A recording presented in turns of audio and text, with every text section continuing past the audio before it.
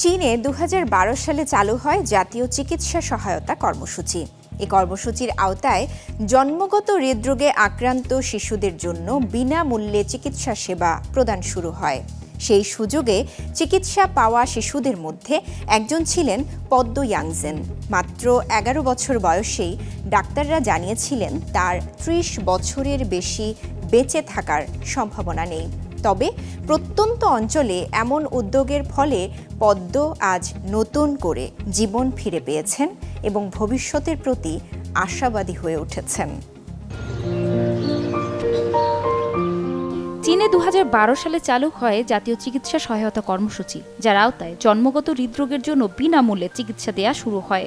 চিকিৎসা পাওয়া শিশুদের মধ্যে পদ্ম ইয়াংজেন ছিলেন একজন, যাকে ১১ বছর বয়সে ডাক্তাররা বলে দিয়েছিলেন ৩০-এর বেশি বেঁচে থাকার সম্ভাবনা অনেক কম। প্রত্যন্ত অঞ্চলে এমন উদ্যোগের জন্য পদ্ম এখন নতুন করে জীবন ফিরে পেয়েছে।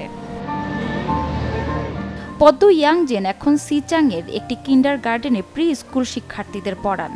তার ২৭ জন শিক্ষার্থীর সম্প্রতি তাদের ৩ বছরের প্রোগ্রাম সম্পন্ন করেছে। এখন তারা প্রাথমিক বিদ্যালয়ের শিক্ষার জন্য প্রস্তুতি নিচ্ছে। শিক্ষার্থীরা সবসময় আমার চাকরিতে সাফল্য কামনা করে। তারা আশা করে আমি নিরাপদে থাকি এবং শান্তিপূর্ণ জীবনযাপন করি। আমার মনে হয় তারা সব দিক দিয়ে অনেক উন্নতি করেছে। তারা অনেক বেশি প্রতিভাবান এবং নিজেদের প্রকাশ করতে ইচ্ছুক।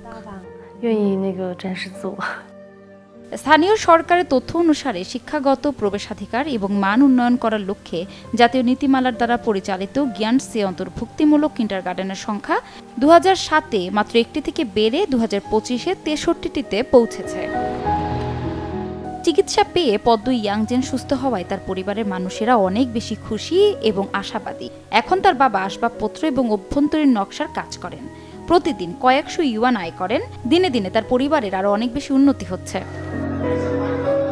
সিচাংয়ে জন্মগত হৃদরোগের জন্য চিকিৎসা সেবা প্রসারিত হয়েছে। ২০১২ সালে পদ্ম ইয়াংজেন বিনামূল্যে চিকিৎসার জন্য বেইজিংয়ে যাওয়ার পরপরই স্বায়ত্তশাসিত অঞ্চলটি বিনামূল্যে শিশুদের হৃদরোগের চিকিৎসার জন্য একটি ব্যবস্থা স্থাপন করে।